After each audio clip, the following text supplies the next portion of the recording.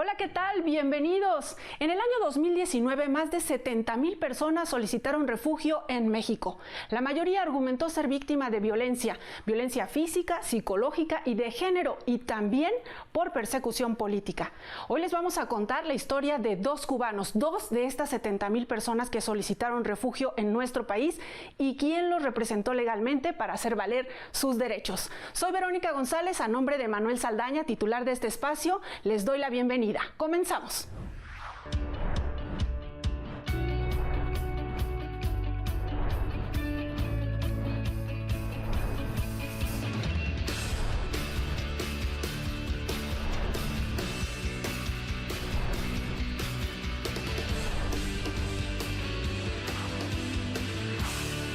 ¿Quién apoya legalmente a los migrantes? ¿Quién los escucha? Y sobre todo, ¿quién les ayuda a ejercer sus derechos? Bueno, pues hoy está con nosotros uno de los 40 asesores jurídicos especializados en atención a personas en movilidad del Instituto Federal de Defensoría Pública. Le damos la bienvenida al licenciado Juan Carlos Custodio Lázaro. ¿Qué tal, licenciado? ¿Cómo te va?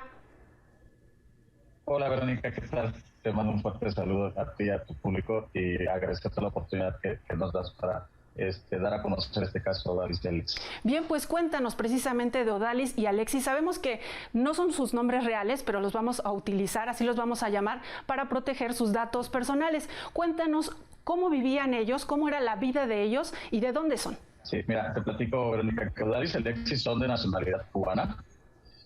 Odalis laboraba en la fábrica Tínima, en donde producen la cerveza cubana, con sede en Camagüey.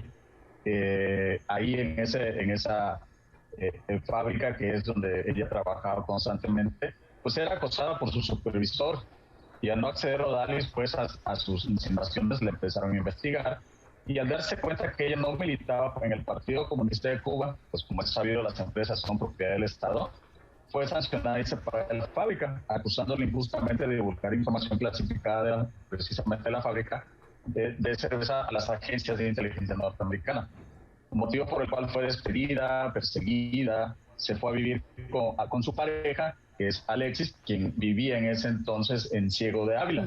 Que es otra provincia de Cuba. Es otra provincia de Cuba, así es. Entonces, en enero de 2017, Odalis, al haberse ya trasladado a Ciego de Ávila, fue citada por la policía y estuvo detenida por 24 horas. Esto por haber abandonado la provincia de Camagüey, en donde tenía la investigación de la fábrica de cerveza. ¿Ella les tenía que avisar a las autoridades? Así es. Tenía que avisar a las autoridades que ella de su traslado hacia la provincia de Camagüey. Y como ella, por el temor de que fuese perseguida de manera injustificada, como ya lo venían haciendo, pues decide moverse a Camagüey en compañía de Alexis, y ahí establece pues de nueva cuenta su residencia. Así Entonces a ellos los estaban teniendo una persecución política a raíz de que en un principio se les empieza a hacer acoso laboral, digamos. Así es. Entonces inicia todo con el acoso laboral, al no acceder a Odalis a las pretensiones de su supervisor. Entonces viene la persecución política, porque como te comentaba, ellos no militaban en el Partido Comunista de Cuba. Entonces empiezan una nueva vida en Camagüey, y posteriormente se da la persecución ahí donde ya estaban establecidos, que fue prácticamente en Ciego de Ávila. Entonces aquí empieza ya la persecución, no solamente para Odalis, sino también para Alexis, porque pues de igual forma Alexis no estaba militando en el Partido Comunista de Cuba. Pero ya digamos, por ser su pareja, ya también estaba viviendo esta situación. ¿En qué momento ellos toman la decisión de salir de Cuba? Bueno, la decisión la toman a partir de que Alexis fue aprehendido por la Policía Nacional Revolucionaria y fue alojado en el sector 42, que es como un centro de detención en donde pues pasan por todo tipo de violaciones a derechos humanos, y él estuvo detenido ahí por 7 días. Sufrió malos tratos, lesiones físicas y psicológicas. Pues en diversas ocasiones los policías incluso llegaron a cortar cartuchos en su frente y a golpearlo con un arma en la boca, incluso perdió una pieza dental. Entonces, a raíz de esto... Oye, licenciado, ¿y allá no tienen, allá en Cuba no tendrán esta defensoría de oficio como aquí, esta defensoría pública federal? Pues desafortunadamente las instituciones, como bien sabemos, todas pertenecen al Estado, entonces existe un control total de todas las instituciones. Aún habiendo, yo creo, un organismo en defensa de derechos humanos o alguna institución, como pudiera ser un instituto, un instituto de abogados, pues obviamente todo depende del Estado y existe un control total, tal y como ya lo ha referido también la Comisión Interamericana de Derechos Humanos en algunas recomendaciones que han realizado en el caso del estudio a violación de derechos humanos en Cuba. Después de sufrir reiteradamente violaciones de sus derechos humanos por parte de la Policía Nacional Revolucionaria y ser perseguidos constantemente, Odalis y Alexis a finales del año 2018 deciden abandonar la isla de Cuba. Mediante un conocido que trabajaba en una agencia de viajes, ellos pudieron adquirir unos boletos de avión para volar hacia lo que es Uruguay. Y ahí es donde ellos inician su travesía, que los obligó a pasar por diversos países, como fue Perú, Bolivia, Ecuador, Colombia, Panamá, Nicaragua, Guatemala, y finalmente entrar a México por aquí.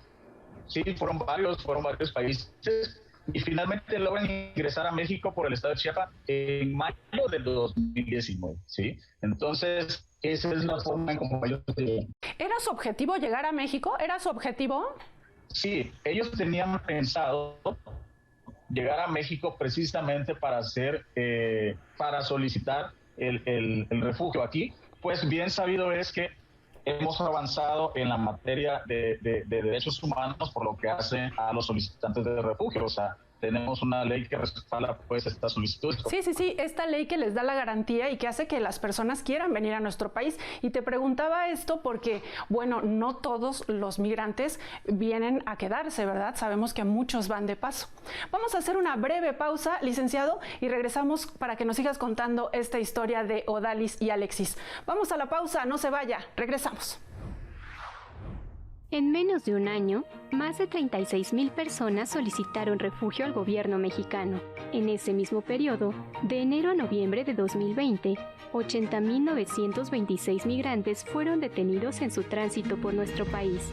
Entre los años 2018 y 2019, la autoridad migratoria detuvo a 325,362 personas que no acreditaron su estancia legal en México. La mayoría eran hombres y solo 95,840 mujeres, más del 80% procedentes de Centroamérica, la mayoría de El Salvador, Guatemala y Honduras. Tan solo en un año, más de 31,000 niñas, niños y adolescentes fueron detenidos. En 2019 la cifra superó los 50,000, mientras que de enero a noviembre de 2020 fueron detenidos 10,972 menores.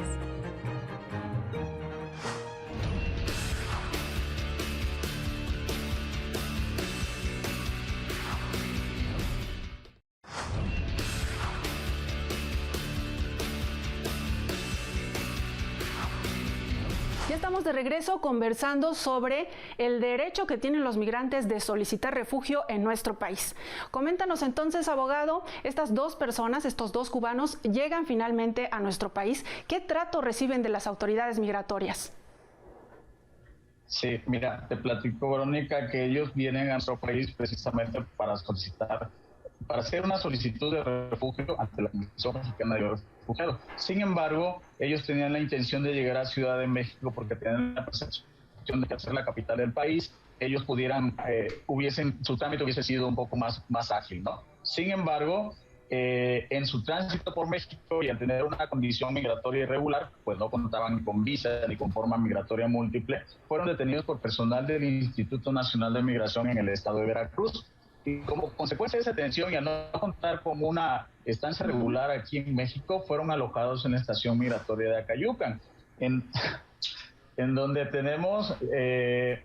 donde existe la posibilidad de solicitar el refugio porque la ley sobre refugiados, protección complementaria y asilo político contempla que el Instituto Nacional de Migración es una autoridad coadyuvante en el proceso de la solicitud de refugio. ¿Cómo se da este proceso? Bien. Te platico, ellos estando en la estación migratoria, solicitan ellos la condición de solicitantes de refugio y se inicia el proceso. la Comisión Mexicana de Refugiados admite la solicitud a trámite de ellos dos y emite una constancia de solicitud de refugio, ¿sí? Con esa constancia, ellos pueden acceder a salir del alojamiento en el que estaban siendo objeto por parte del Instituto Nacional de Migración, y eso les permite salir de la estación migratoria y esperar a que ellos fueran entrevistados por la Comisión Mexicana de Refugiados ya desde su... En ese momento, licenciado, ellos están en una situación, digamos, ya regular, permitida en nuestro país. ¿Pueden trabajar? ¿Qué actividades pueden hacer mientras esperan? Estaban en la espera. Ellos tuvieron oportunidad de conseguir algunos trabajos, que fue lo que les permitió de alguna forma poder subsistir, les permitió poder subsistir y cubrir algunos gastos de su vida diaria, ¿no? Posteriormente, ellos se ven, digamos, orillados en un momento dado a solicitar a la Comar que atendiendo a su estado de vulnerabilidad les practicara la entrevista, ¿sí? A raíz de eso les practican la entrevista y posteriormente emite la Comisión Mexicana de Refugiados la resolución donde se les niega la condición de refugiados en nuestro país. ¿Por qué les niegan esta solicitud de refugio? Se las niegan porque la Comisión Mexicana de Refugiados argumenta que no se acredita lo que es el temor fundado para que ellos puedan encuadrar en uno de los supuestos, que es la persecución política, del cual fueron objeto en su país, y por lo tanto la resolución que inicialmente emitió la Comisión Mexicana de Refugiados pues no les fue favorable en todo a tanto a Odalis como a Alexis, ¿no? Esta es una situación muy interesante y muy compleja, porque estoy pensando cómo tanto las autoridades como ustedes, como asesores jurídicos, cómo determinan que las personas les están diciendo la verdad, que están narrando efectivamente los hechos de violencia o de persecución que viven. Yo no me imagino que los migrantes salgan con su expediente, ¿verdad? O con sus pruebas para llegar a otro país y demostrarlo. ¿Cómo lo hacen? Tú como asesor jurídico, ¿cómo te das cuenta de que efectivamente te están diciendo la verdad? Miren, en el caso de Odalis y Alexis, ellos traían unas secuelas bastante reconocibles que, bueno, en su momento me permitió poder determinar que ellos sí eran objeto de una persecución en su país por parte del Estado, por parte de la policía revolucionaria. Pues traían secuelas bastante complejas que hacían que Odalis, en cuanto te contaba su historia, se desbordaba en llantos definitivamente, ¿no?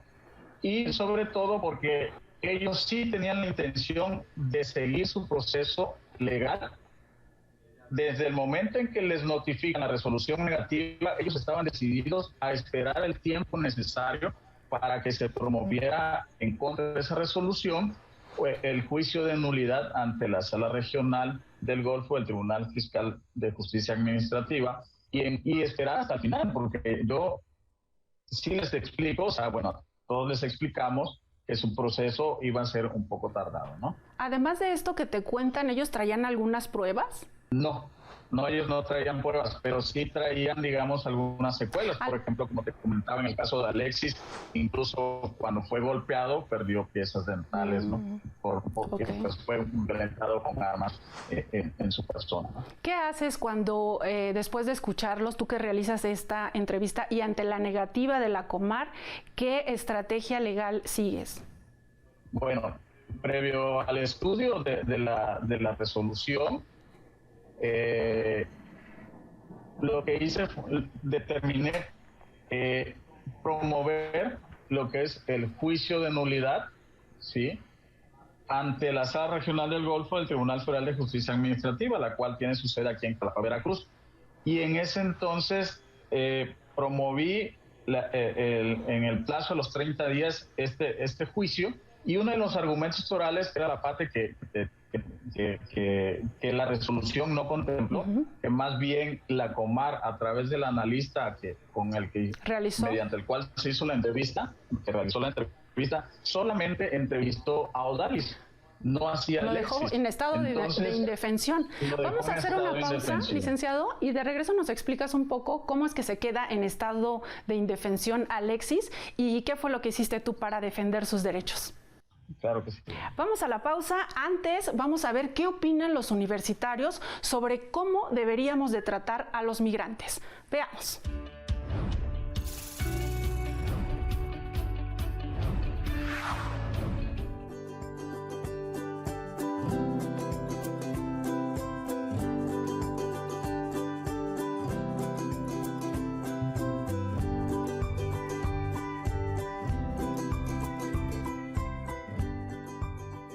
A cualquier migrante que ingrese en el territorio mexicano se le deben respetar los derechos humanos indicados en la Constitución. Además, debe ser asesorado sobre su situación migratoria en el país. Con solidaridad, ya que la razón por la que las personas migran es por sufrir violaciones a sus derechos humanos, así como su persona y su integridad física, buscando así mejores oportunidades de vida y desarrollo. Por ello, debemos presentarnos comprensivos y serviciales y tratarlos como nos gustaría ser tratados. Fundamentalmente tenemos que cambiar los patrones de comportamiento que tenemos en nuestra sociedad mexicana, donde recriminamos el trato que se da a los migrantes en Estados Unidos, pero no nos concientizamos de la posición que asumimos con los hermanos que transitan por el país. Una incongruencia que debemos combatir mediante la sensibilización y la solidaridad al exigir un trato digno para todos los migrantes. Toda persona tiene derecho a buscar y recibir asilo político, esto dentro del territorio nacional, sin que exista un prejuicio de la causa que haya originado la solicitud. Es decir, a toda persona se le debe reconocer su calidad de refugiado y se le debe garantizar la protección complementaria. En nuestro país, todas las personas, sin importar su situación migratoria y su origen étnico, tienen derecho a que se les respete cada uno de sus derechos humanos y fundamentales y a recibir seguridad jurídica.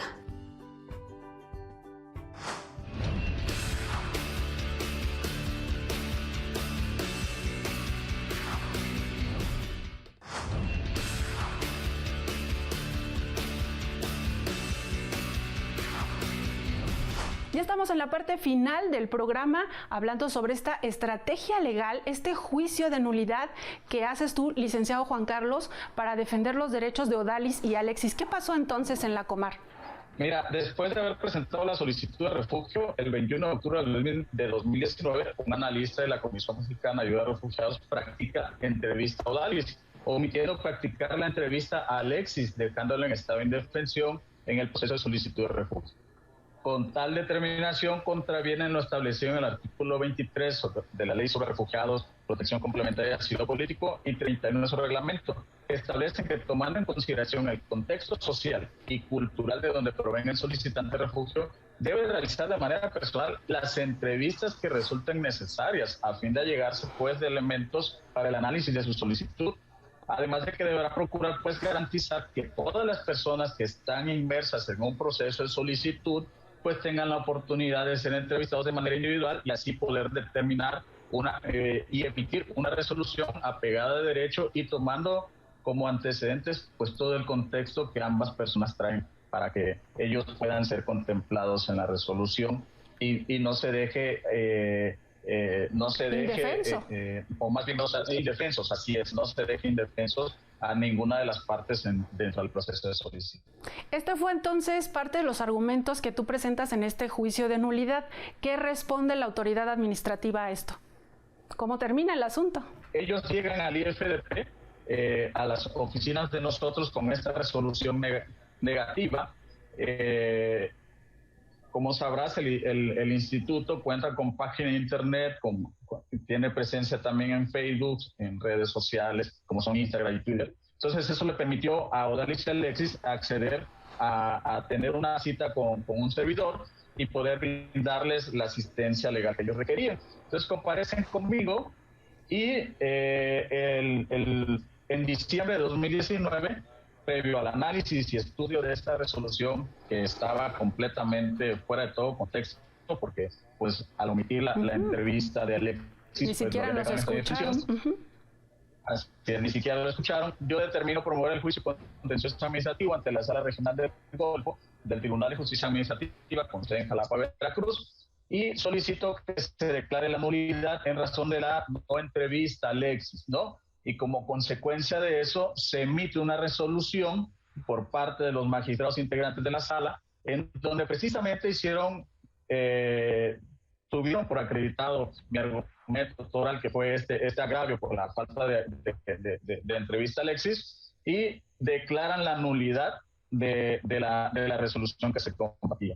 Como consecuencia, ordenan la reposición de todo el procedimiento y, de nueva cuenta, la Comisión Mexicana de Ayuda a Refugiados practicó entrevista a Alexis y después emitió una resolución. ¿Y en esta? Aquí también ¿Y en esta resolución qué les dicen?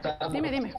En esta resolución ya se les otorga la condición de refugiados, ya se reconoce dentro de todo el contexto que tenía tanto Alexis como Odalis, se hace un estudio de fondo y la Comisión Mexicana rectifica y otorga lo que es el reconocimiento de la condición de refugiados para. Con esto te puedo decir que se tiene ya la resolución y por último yo ya puedo acceder a apoyarlos para regularizarlos ya de manera definitiva aquí en México y ellos acceden a la residencia permanente ante el Instituto Nacional de Migración. Y pues prácticamente con eso ya les permite a ellos tener una residencia permanente, pueden estar viviendo en México de manera indefinida y de alguna manera se pueden ellos reinsertar pues a la vida laboral. Bien, pues qué buena noticia sin duda para Odalis y Alexis y también para ti, licenciado, por haber llevado este caso y cumples así, ¿no?, con una de las funciones como asesor jurídico federal.